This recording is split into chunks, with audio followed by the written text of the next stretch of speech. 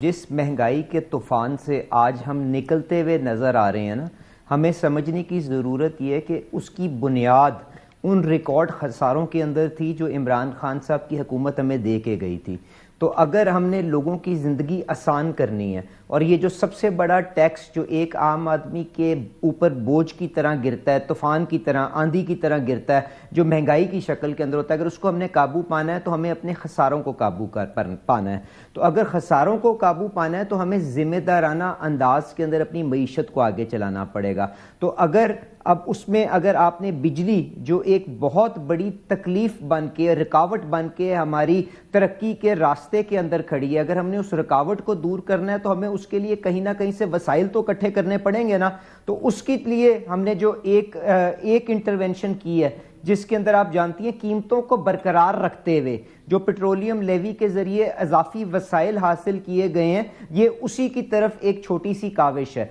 और मैं इसको फर्दर एक्सप्लेन करने से पहले निका आपको ये भी बता दूं कि जब इमरान खान साहब की हुकूमत को फारिग किया था एक आईनी तरीके के साथ, तो उसके बाद जो तूफान आया उसके अंदर पेट्रोल की कीमत तकरीबन 330 रुपए तक भी गई है। और यही वजीर आजम शहबाज शरीफ साहब उसको काबू पा के 330 रुपए से आज 50-55, 250-55 के ऊपर लेके आए हैं। बल्कि इस हुकूमत के अंदर भी उसको रिलीफ तकरीबन 30 रुपए का वो दे चुके हुए हैं। आज जो हमारे आगे जो मुश्किल फैसला खड़ा है वो ये है कि आपके पास खित्ते के अंदर सस्ता तरीन पेट्रोल, आज भी आप श्रीलंका की कीमत देख लें, आज भी आप बांग्लादेश की कीमत देख लें, आज भी आप इंडिया की कीमत देख लें, तो पाकिस्तान के अंदर आज भी सबसे सस्ता पेट्रोल मुहैया हम करते हैं। पर इसके साथ साथ दूसरी तरफ जो बिजली, जो एक ज्यादा बुनियादी परवेज मलिक साहब, मैं बिजली की तरफ आदमी की, मैं बिजली की तरफ खास तौर पे एक सेकंड आई कम टू बिजली। अली परवेज मलिक साहब, आई नो कि वो बिजली जो है वो आम लोगों की ज्यादा जरूरत है और जो गाड़ियां हैं वो खाती हैं, और गाड़ी तो अमीर लोगों के पास होती है, तो माजरत के साथ बाइक्स के अंदर भी वही पेट्रोल डलता है,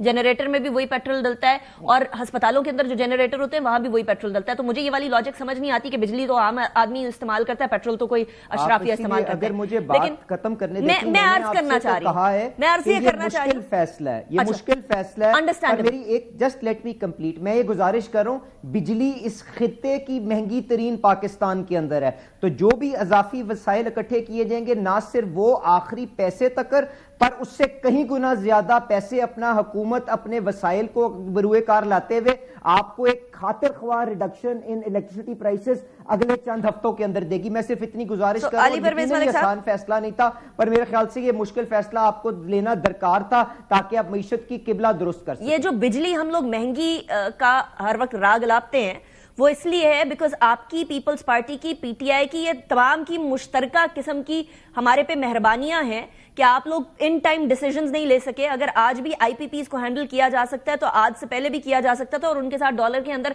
हम लोग ना अगर अग्रीमेंट्स करते तो आज हम इस अजाब से बचे होते, और आज हम लोगों को वो सोलर पॉलिसी देने की, सोलर पैनल पॉलिसी देने की भी जरूरत ना पड़ती, जहां आने वाले सोलर सारिफीन को नेट मीटरिंग के अंदर भी कम करना पड़ता, उनके टैरिफ को भी। अब मुझे ये बताइएगा अली परवेज मलिक साहब, आप ये फरमा रहे हैं कि हम लोगों के जितने नेबरिंग कंट्रीज हैं उनके अंदर अगर हम देखें तो आज भी हम लोगों का पेट्रोल सबसे सस्ता है, तो जरा उसके साथ ही मवाजना ये भी कर लीजिए ना कि हमारी नेबरिंग कंट्री जिसके अंदर बांग्लादेश है, इंडिया है, श्रीलंका है, उसके कंपैरिजन में हमारी जीडीपी कितनी है, हम लोगों की पर कैपिटा इनकम कितनी है, तो फिर हम मवाजना करेंगे ना, क्योंकि पेट्रोल तो जाने के लिए, आमदोरफ्त के लिए जरूरी है। अगर किसी की पर कैपिटा इनकम अच्छी होती तो फिर हम लोग भी पेट्रोल महंगा कर लेते, किसी को कोई मसला ना होता। नहीं, आपका ख्याल है कि जो बांग्लादेश है उसकी पर कैपिटा $50,000 है, वो भी इसी तरह $2-2,500 के आपको रेंज के अंदर मिलती है। आपका ख्याल है कि श्रीलंका में क्या स्विट्जरलैंड वाली पर कैपिटा इनकम है? मैंने आपसे जो हमारे जैसे मुल्क हैं उन्हीं की तरफ इशारा किया है निका, और जहां तक आपने ये इस चीज के ऊपर अपना गुस्सा निकाला कि आज हम इस मुश्किल वक्त में किस तरह खड़े हुए हैं, तो यकीनन हर किसी ने अपना हिस्सा डाला है, पर क्या आपको अब मुझे विलिफाई करके क्या इस मसले का हल निकल आएगा? कतन नहीं निकलेगा। अगर बिजली को आपने मसले को हल करना है तो आपको उसके लिए प्रैक्टिकल स्टेप्स लेने पड़ेंगे। एक छोटा सा कदम जो हमने लिया वो आपके सामने आ गया। इसके अलावा देखें, आप और जो भी मामला चलाते रहें, एक बुनियादी चीज भी आपको समझ लेने की जरूरत है जिसकी वजह से आप ये सोलर की प्रॉब्लम को उसको कनेक्ट कर सकती हैं। वो ये है कि जिस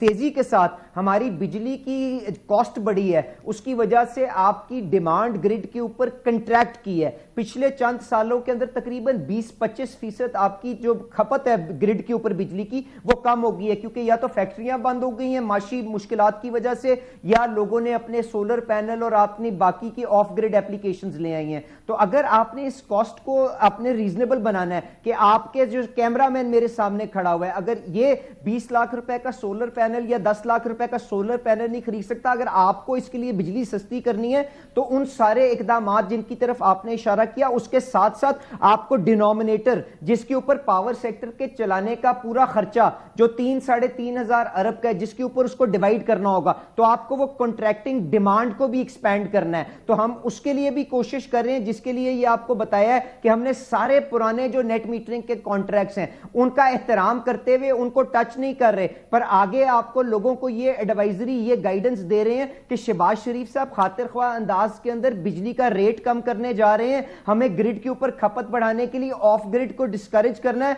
और आज से अगर आप सोलर के अंदर इन्वेस्ट करेंगे तो आपको एक लोअर रेट के ऊपर आपको बिजली की खपत बढ़ाने के लिए ऑफ ग्रिड को इनकरेज करना है। अली परवेज मलिक साहब, क्या इसका मतलब ये है, अली परवेज मलिक साहब, क्या इसका मतलब ये है कि सोलर पैनल अपना खर्चा डिवाइड करेंगे, बैटरी के साथ इस्तेमाल करेंगे, आप उसको डिस्करेज कर रहे हैं, ही रह जाएगा, उसके लिए और महंगी बिजली देनी पड़ेगी।